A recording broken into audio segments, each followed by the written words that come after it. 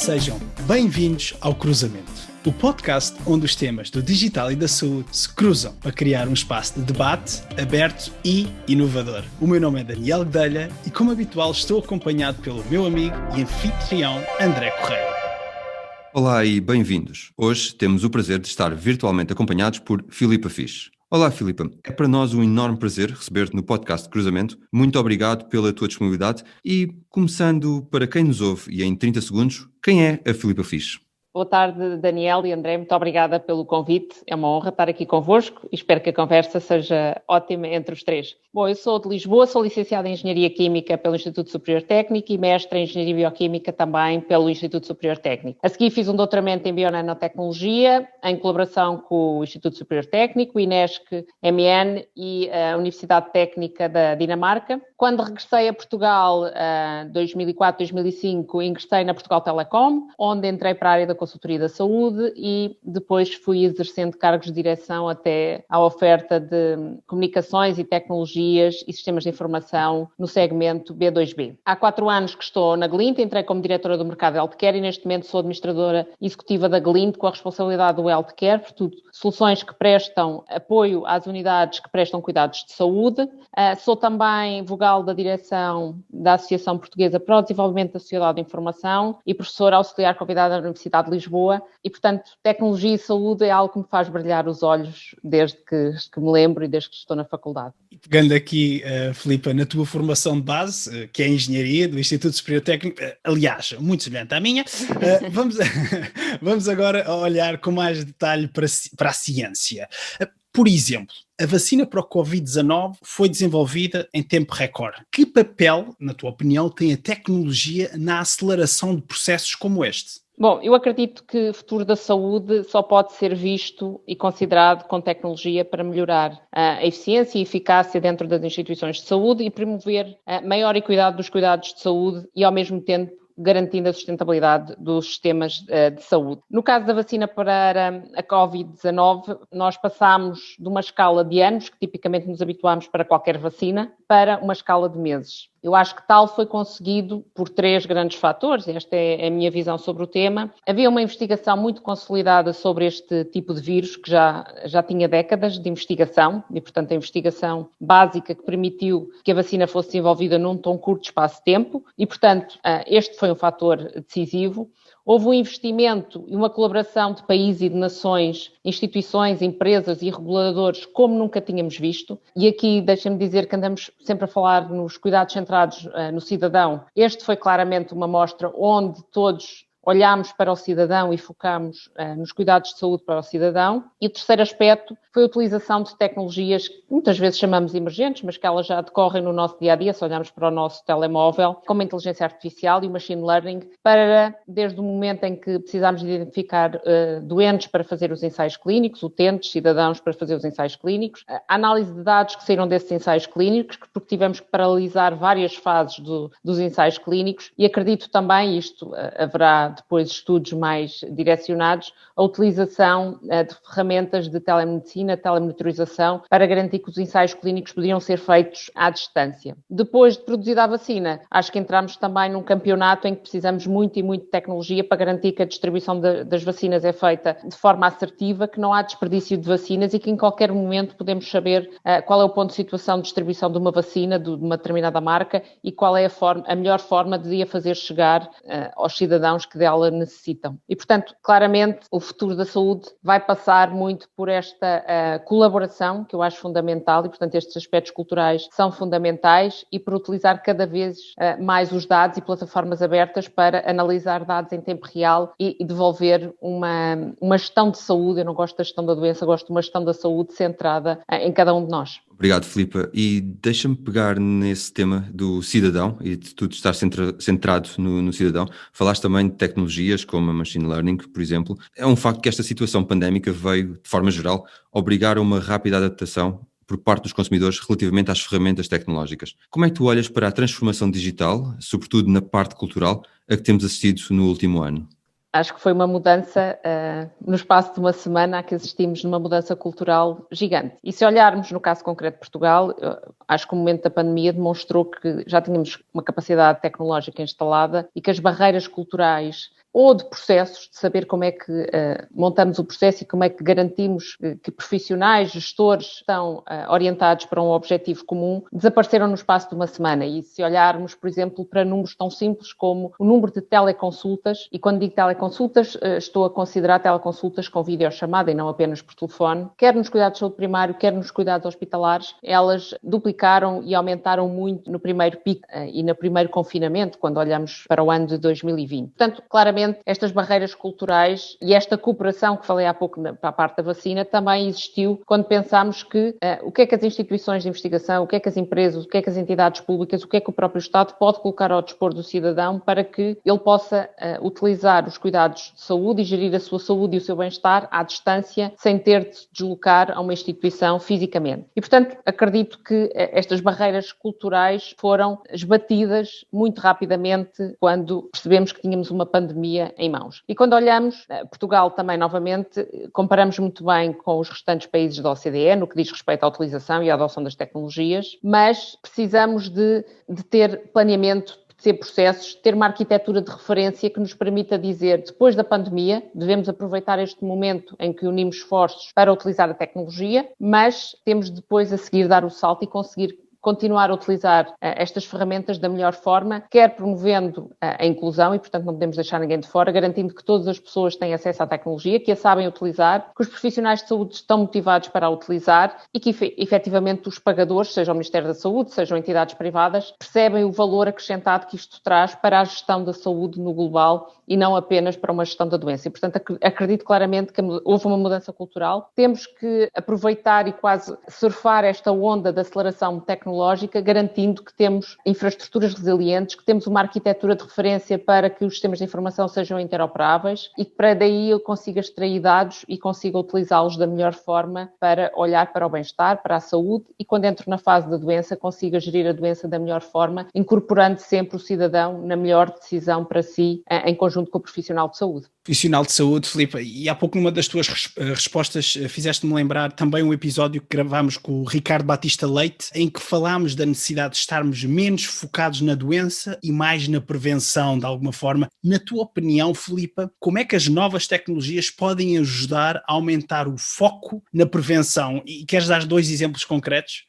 Sim, eu acho que o futuro da saúde passa pela tecnologia e também pela humanização. Nós temos sempre este dilema de como é que a tecnologia vai evoluir. Temos que garantir que há uma parte de humanização e que os humanos vão claramente ter sempre uma decisão final. E olho para isto, há um físico norte-americano, o Sr. Michio Kaku, que estuda muitos dos assuntos da física e nomeadamente também nesta evolução da saúde com a tecnologia. E ele diz que as próximas indústrias a serem impactadas pelo digital é a educação e a medicina. E que vamos ter mais capacidade de processamento no nosso telemóvel, no nosso smartphone, do que um hospital normal hoje em dia. Mas a decisão final vai caber sempre ao humano. E, portanto, acredito que é neste antecipar e nesta utilização da tecnologia que depois cabe aos profissionais de saúde tomar a melhor decisão com base em informação que a tecnologia lhe devolve. E, portanto, acho que cada vez mais a informação de saúde deve seguir o cidadão antes da fase da doença e depois na fase da doença.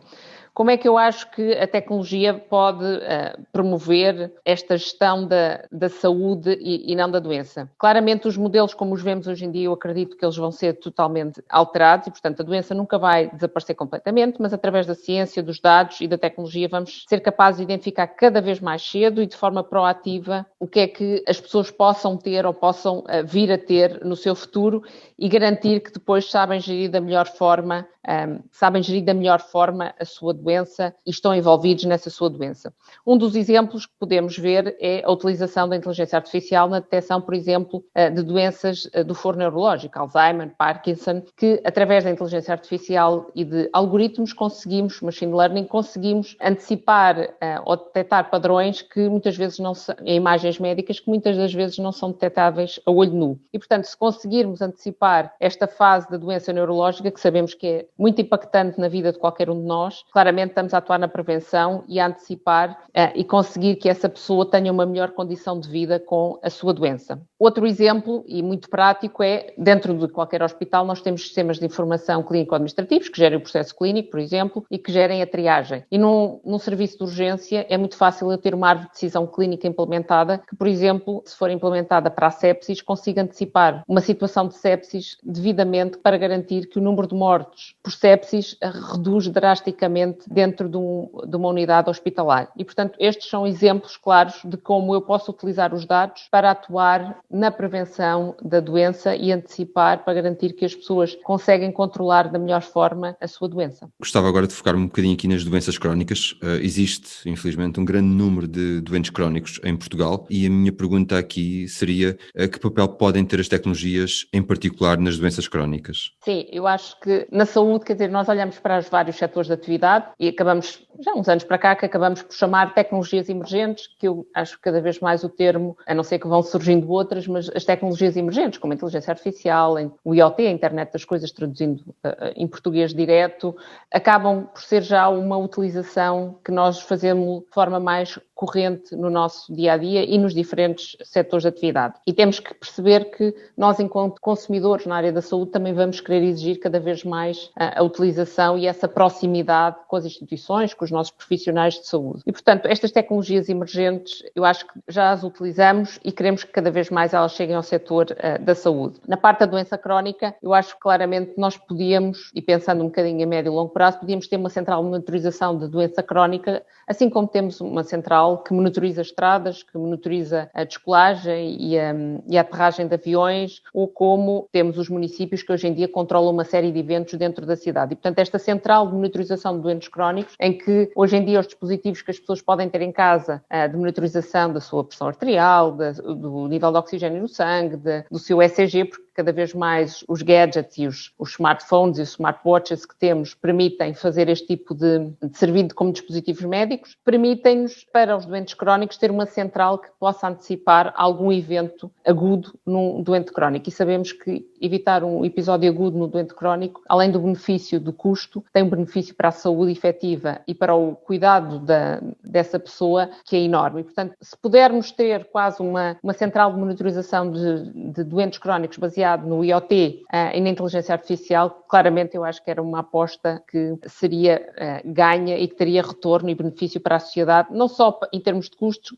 não só em termos da gestão da saúde, mas também para a produtividade do próprio país. Um outro tema que acabamos por sempre falar na população mais idosa, que cada vez mais tem doenças associadas e que estão muitas vezes isolados, mesmo nas grandes cidades, podemos estar a falar de Smart Companions, que são robôs com inteligência artificial que podem servir efetivamente quase como um personal trainer e permitir, por exemplo, também ter teleconsultas através dele, ser um reminder da tomada de medicação, ser um reminder para fazer algum tipo de telereabilitação, quer cognitiva, quer física. Portanto, estes são tudo tecnologias que hoje em dia já existem, funcionam muito bem na escala piloto. Temos de ter a capacidade de as transportar para uma escala nacional e para fora do nacional, porque acredito que Portugal, pela sua dimensão e pela sua adesão às novas tecnologias, é sempre uma boa montra digital para o contexto da saúde. Um futuro que, Filipe, é cada vez mais, se calhar, aqui um presente. E durante a tua resposta estavas também a falar de centrais de motorização e fez-me lembrar o episódio que gravámos com o Henrique Martins, em que falámos também, entre outras coisas, sobre o Hospital do Futuro. Olhando aqui para estas infraestruturas, Filipe, consegues imaginar hospitais sem paredes? E quando olhamos para os hospitais, como são agora, o Hospital do Futuro, serão iguais? Serão um formato open space? Qual é que é a tua opinião, ligando também com a resposta desta agora? Eu uso muito esta expressão que os hospitais têm que partir as suas paredes para chegar à casa dos doentes e, portanto, acredito que os hospitais do futuro, nós já percebemos que vai ser muito difícil ter profissionais um para cada doente, camas para todos os doentes e, portanto, claramente temos que fazer chegar os cuidados de saúde à casa das pessoas, que é efetivamente onde cada um de nós se sente melhor no seu seio familiar, com os seus mais próximos e no seu habitat natural. Portanto, claramente acho que os hospitais de futuro vão ter menos espaço físico, devem ser cada vez mais dedicados em intervenções muito diferenciadas, muito complexas, em que efetivamente temos os melhores profissionais de saúde, temos os melhores meios tecnológicos para tratar essas situações mais agudas e mais complexas. Todos os restantes episódios de doença devem ser feitos fora dos hospitais e, portanto, acredito que vão reduzir em termos de espaço físico, vão ter uma colaboração mais efetiva com a comunidade, seja com os centros de saúde, seja com as farmácias e seja com a Casa dos Doentes, através da tecnologia. Acho que a tecnologia é o pilar base para que possamos ter melhores cuidados de saúde a custos controlados. De outra forma, será muito difícil mantermos o crescimento de infraestruturas que nos obriga a deslocações, que nos obriga a ir a espaços para ter uma consulta que poderia ser feita à distância de um clique. Portanto, acredito que tudo isto, cada vez mais, hospitais que sejam abertos, com tecnologia que permita transmitir dados, que permita transmitir soluções e que tenha a capacidade de analisar esses dados para garantir que doentes e profissionais de saúde conseguem tomar as melhores decisões, acredito que esse seja o futuro das nossas unidades hospitalares. E, Filipa, continuando na saga do que será o futuro, numa das nossas conversas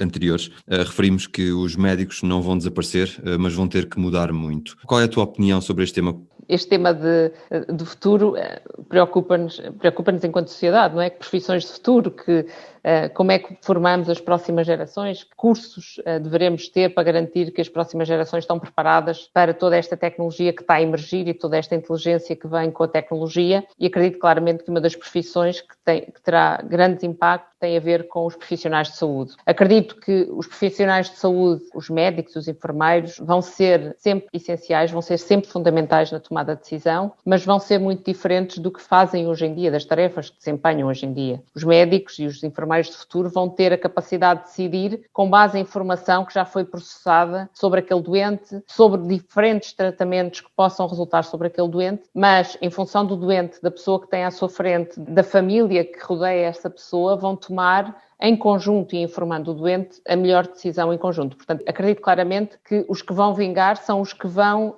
utilizar a tecnologia para tomar a melhor decisão e não aqueles que vão combater ou tentar fazer o mesmo que a tecnologia de base lhes pode proporcionar. E falando também da tecnologia e agora olhando para a ciência, a biotecnologia e medtech, Filipe, estas duas áreas também elas estão cada vez mais cruzadas.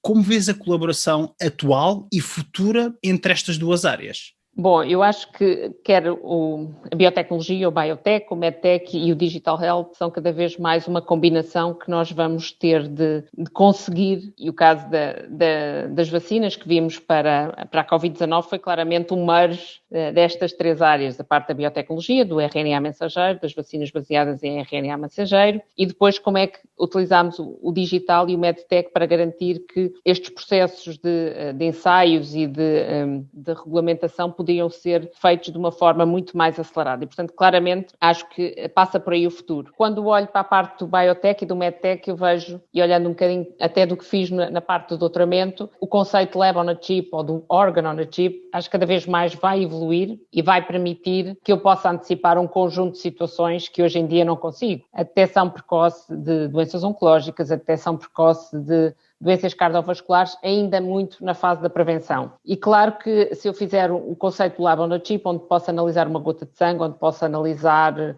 uma gota de saliva e que ela me dá depois um conjunto de informação, a seguir vou precisar também de tecnologia como machine learning, inteligência artificial, para analisar aquele conjunto imenso de dados para me dar o resultado que é elegível pelo profissional de saúde e pelo doente. E, portanto, acredito que tudo o que estamos a fazer no biotech vai ajudar em muito na prevenção e depois à frente na gestão da doença crónica, porque vemos que cada vez mais até a parte da doença oncológica vai se tornar uma doença crónica porque tem uma recorrência e vai ter que ser acompanhada ao longo da vida. Claramente, estes novos conceitos de ter os cuidados at a point of care e, portanto, ter o cuidado junto a mim, junto ao cidadão, ao doente, ao paciente e possibilitar essa interação diretamente com o profissional de saúde vão ser decisivos na forma como hoje em dia olhamos para a sociedade e não ter que nos deslocarmos novamente para fazer todo o tipo de análises. Acho que esta vai ser uma alteração que vai existir e que nos vai permitir antecipar em muito as doenças, mas depois vamos precisar de tudo o que é medtech e de digital health para garantir que estes resultados são legíveis e que toda esta informação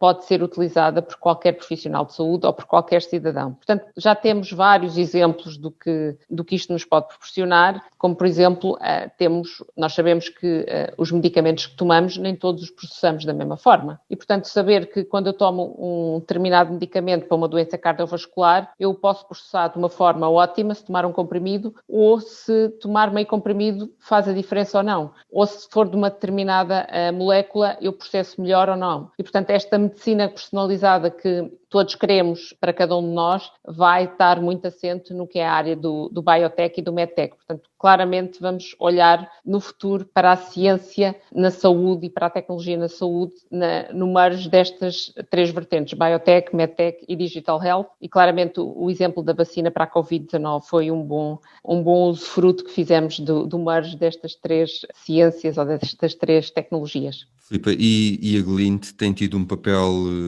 muito importante na parte da inovação a nível nacional.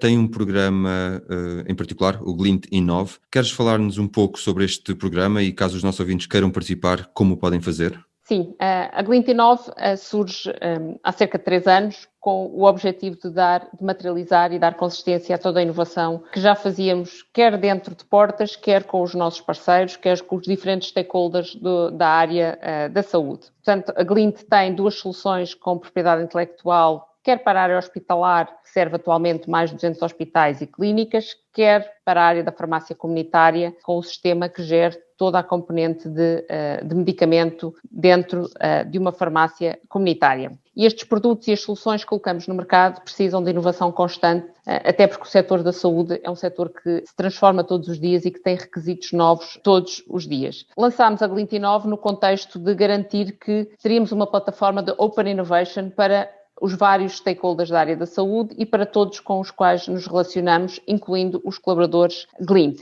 E, portanto, vemos claramente a Glint Inove como algo que podemos potenciar dentro de Portugal e para fora de Portugal como uma montra de digital health. Em 2019, a Glint investiu cerca de 3,5 milhões em projetos de inovação. Este é um investimento público e um investimento próprio e nestes projetos incluímos projetos de inovação que resultam de ideias que vêm dos nossos clientes, de colaboradores internos e garantimos que os projetos selecionados, todos os anos temos um concurso de ideias e que os projetos selecionados são levados até ao final e que depois podem dar origem a uma startup, podem ser incorporados dentro do grupo Glint, dentro da empresa, dentro de um hospital e que seguem o seu percurso e que têm a mentoria necessária dada pela Glint Inove. Se tiverem ideias, se quiserem candidatar, são muito bem-vindos. Temos a nossa página inoveglint.com e convidamos a todos que estejam interessados e que tenham ideias na área da inovação tecnológica e na área da saúde a submeterem as suas candidaturas. Todos os anos temos concursos, projetos e divulgamos,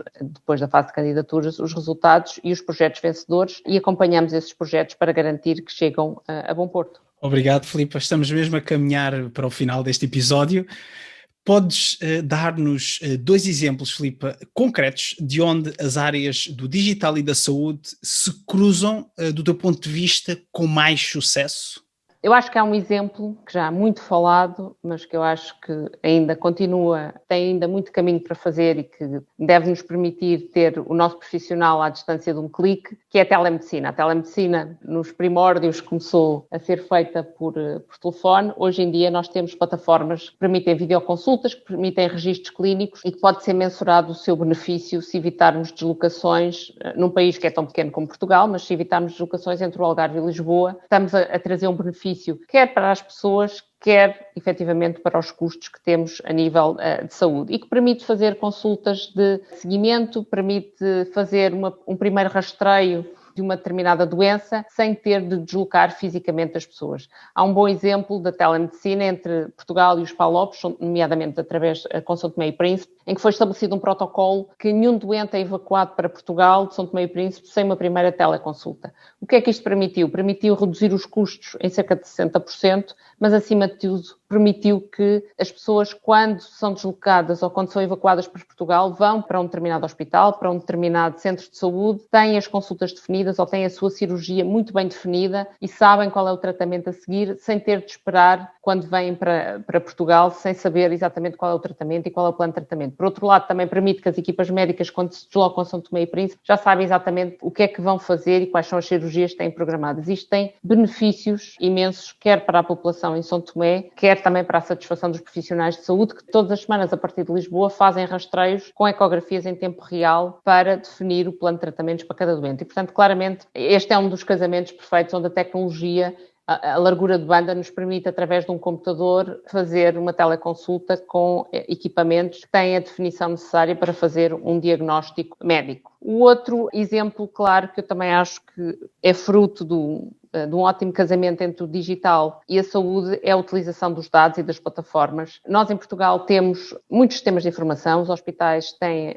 sistemas de informação, precisamos, efetivamente, de garantir que os sistemas de informação são interoperáveis e conseguimos extrair dados. E com esses dados conseguimos melhores resultados e melhores outcomes para os doentes. Aquele exemplo há pouco que eu dei é, no serviço de urgência, nós conseguimos, através de árvores de decisão clínica, para a sepsis, para o AVC, conseguimos conduzir a melhores resultados para o doente. E conduzir a melhores resultados para o doente quer dizer que o doente não teve sequelas ou teve o mínimo de sequelas, porque conseguimos, através dos seus dados clínicos, dos seus dados das análises clínicas, conseguimos que os profissionais fossem alertados para um caso de sepsis e conseguissem antecipar o tratamento e, com isso, evitar que o doente ficasse ou mais tempo internado ou que tivesse um desfecho menos positivo. Portanto, estes são claramente dois exemplos que podem ser extrapolados para uma escala nacional e para fora de Portugal, como é óbvio. Filipe, muito obrigado. Uma conversa muito interessante. Estamos a chegar ao fim. Queremos agradecer o teu tempo e a tua disponibilidade. Abordámos um leque variado de temas atuais, nomeadamente a transformação digital na saúde, não só na doença, mas sobretudo na prevenção, e também o impacto no ecossistema da saúde portuguesa. Obrigado também pela informação e pelo convite sobre o programa Glintenov. Para terminar, caso os nossos ouvintes queiram saber mais sobre ti ou acompanhar a tua atividade, onde é que podem encontrar online? No LinkedIn, através de Filipa Fisch ou Google It, como todos nós fazemos hoje em dia, Filipa Fisch, e é fácil de encontrar a mim e a qualquer um de nós. Obrigado, Filipa. Quanto aos nossos ouvintes, o feedback é para nós muito importante e muito obrigado a todos os que nos têm contactado. Não hesitem em enviar-nos as vossas mensagens, pois só assim conseguimos melhorar. Podem fazê-lo através do LinkedIn e Twitter ou no nosso website e, como a Filipa disse, Google It, Cruzamento Podcast, e certamente vai aparecer. Esta informação estará nas notas do episódio. Despeço-me e até à próxima conversa. Até breve.